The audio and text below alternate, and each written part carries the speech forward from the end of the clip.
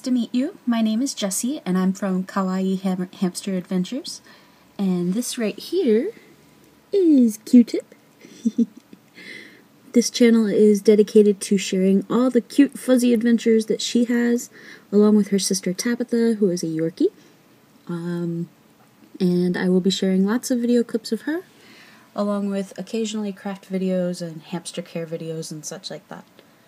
I thought I'd start out by introducing you to her cage setup, which I actually call her house instead of her cage, because it sounds friendlier, I suppose.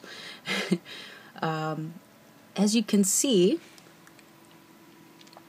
she has lots of levels. And I found that she really enjoys this. She gets to do a lot of burrowing, she can do climbing if she wants to, all kinds of good stuff. A lot of the stuff that I have in her house is actually handmade. I found that you get a lot more diversity and fun stuff for your hammy by making it yourself. So one of the things that is Q-Tip's absolute favorite is this right here, her jungle gym that she's next to. And it's made out of popsicle sticks, a little bit of cardboard as a base there, and Q-Tip's being cute. And it's got a toilet paper roll, all safe, tied up there so that she can go inside. And she really gets a kick out of tearing, as you can see, a lot of it off for bedding. You gonna demonstrate, babe? Not today. Another fun thing about this is that she's able to climb on top with the handy dandy ladder that we have for her. And I like to stash a bunch of food as a reward and an incentive to go up and climb and get some exercise.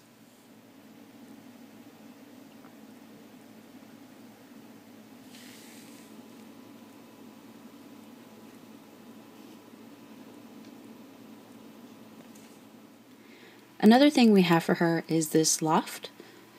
This is all made out of cardboard, and it was put together using some non-toxic hot glue, along with colored by toxic-free markers as well. So things like Crayola and stuff that's usually kid-friendly is usually good for hamsters as well.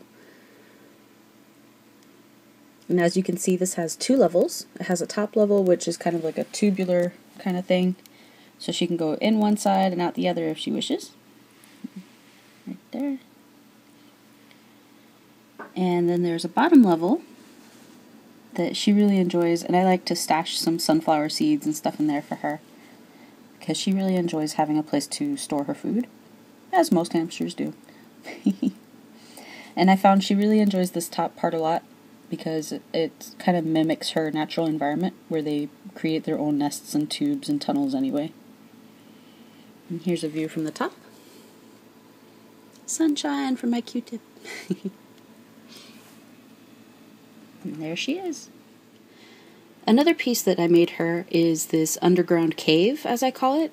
It's completely made out of cardboard again, and with non-toxic hot glue. And this is actually kind of broken down into two separate rooms, in a way. This part here is the first room, and it's got a tiny bit of cardboard right here to separate it.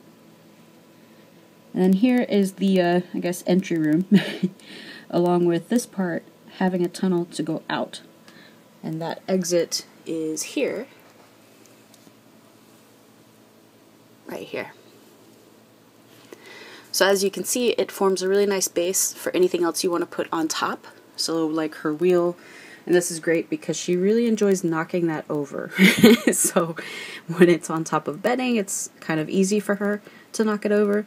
But on top of this cardboard underground cave, then it's a little more difficult for her to do that. I would suggest if you make one, make sure that there's no bedding underneath it. Like if you have a bunch here, you're just going to put it off balance and it'll come off and roll towards the house edges and such. Another thing she has in her house is this little baking powder and cornstarch clay house that I created a few days ago, I think. And I will be doing a brief tutorial on how to do this. I found a couple of handy places online that taught me how to do my own clay, and the baking powder and cornstarch combination is hamster safe. So this is wonderful because not only does she have a place to hide, but she can also chew on it, which she loves to do. So that's wonderful. I'm sure as many of you know that hamsters really need to chew on things quite often because otherwise their teeth will continue to grow. They do not stop growing. So if they get too long, if the hamster doesn't chew enough and grind them down, then the hamster can actually end up being starved to death because they're not able to open their mouths or close the mouths as much as they need to in order to eat. So make sure your hamster has lots of stuff to chew on. And again, I will be sharing a video on this later. And just a quick peek inside. There we go. Very simple, and she loves it. Another thing that Q-Tip really likes is her tube. This long tube is actually one that we took out of a, what's it called, an aluminum foil box. So once we were done with the foil, we saved these super long ones because they're nice and tight and small. And she likes the snug fit. So we left that in there. We always have some sort of tube in her house for her to snuggle in and to go through. She really enjoys it. She also, in addition to hiding in it, will get lots of chewing and scratching on it, so that's wonderful. It gets her teeth kept clean and trimmed and keeps her nails short as well, so this is wonderful.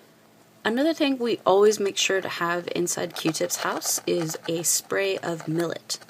This stuff right here, that long gold thing that you see, this is called a spray of millet, and that's M-I-L-L-E-T. And this can be found in bird food sections. You can find it online. You can find it in most pet stores, and it's really wonderful. It's a very common grain. I believe it's the most common in the world, but I'll have to double check that. And it's completely hamster safe, and it's actually even found in a lot of hamster foods, especially for dwarf hamsters. So if you can get these in the bird section or wherever you find them at your pet store, I guarantee you your hamster will have a lot of fun and will really appreciate the yummy treat. It's also really fun and cute to watch her, try to eat the top parts while she's standing on her back feet. Oh my god, so adorable. So for the final part of this video, I just wanted to show you some of the toys that we include in her house every time we clean the cage. Right here we have another one of the baking powder and cornstarch combination clay bridges. And these two are just a couple of older millet sprays that she was eating before, and I didn't want to waste them, so we always include a couple of them in there for her to chew on. And behind this, hopefully you can see, this is a Whimsy's alligator, and these can be found in the dog food, dog treat sections of your pet stores. Sorry, trying to zoom. And you can actually give them to your hammy. They're completely safe as long as they don't include garlic or onion or anything like that. And the hamster will have a very good time chewing on that.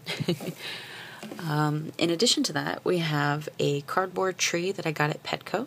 You can get these pretty much anywhere as long as they have chew toys for dwarf hamsters.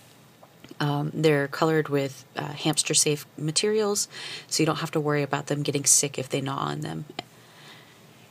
And then over here, finally, we have a couple of things that she doesn't always chew on, but I like to include them because she still does have the option. The one on the left here is a walnut. You can just get that at your grocery store. We have an alphabet block here. It's all made of wood, hamster safe approved wood. We have a couple of craft sticks and an apple wood sticks as well. And she usually chews on those more than anything, I think. Alright, so that's it for the chewing toys, and I will be back here soon with a little bit more information. Bye!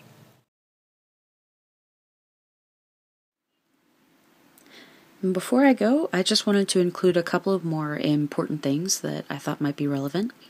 On Instagram, I get a lot of questions about what size Q-Tip's aquarium is.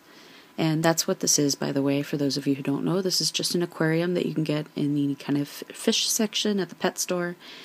And this one is a 27 or 28 gallon or so. All I know is that it's 33 inches by 12 by 12. So if you're ever looking for something that gives your hamster, your dwarf Roborovsky hamster, I should say, lots of room and space, this is a good one. If you're able to get one that's even larger, I would definitely say go for it, but I would not recommend going anything smaller than what this is, because hamsters do need a lot of room to go around and run and play and get some exercise, so I would not go for anything smaller than this. And another thing that's wonderful about the cage, or the house I should say, is that it's very easy to clean. I can't tell you how much easier this is to clean than any of those plastic flimsy things that don't really do anything for your hamster. Another thing to note of importance is the food and water.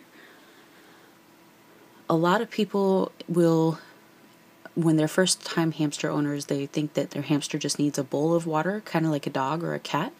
But that's not actually safe for your hamster because they can get wet, and when hamsters get wet, they can end up dying because they lose the oils that help protect them. So unless your vet tells you to wash your hamster, make sure you keep them away from water. And when you do provide them with water, make sure it's in a water bottle like that you see here or at your pet store. They have very different kinds. They have ceramic, they have glass, they have the plastic one as you can see here. Just make sure it's raised to a comfortable position for your hamster, and make sure that it's not going to be leaking all the time. It's very important that they only get water when they push against the little ball in the inside. Another thing is, for dwarf Roborovsky hamsters and for other dwarf hamsters, it's very important to make sure that your hamster has enough food. Now, a lot of people, including myself when I first got a dwarf, they assume that your dwarf is smaller so they don't need as much hamster food. Unfortunately, this is not true. So they need just as much to eat as a Syrian hamster does, the largest hamster. So make sure that they have a ready supply always available. Having the millet sprays and a couple of treats around every once in a while is also very helpful in this. So if you forget to make sure that your food is ready and filled for your hammy each day, this is a good way to make sure that they won't go hungry later. Alright, so this has been fun, and I hope that we can do more tours like this and hopefully get any questions that you have answered about taking care of your Roborovsky. And this is Jessie again from Kawaii Hamster Adventures, and I'll see you next time.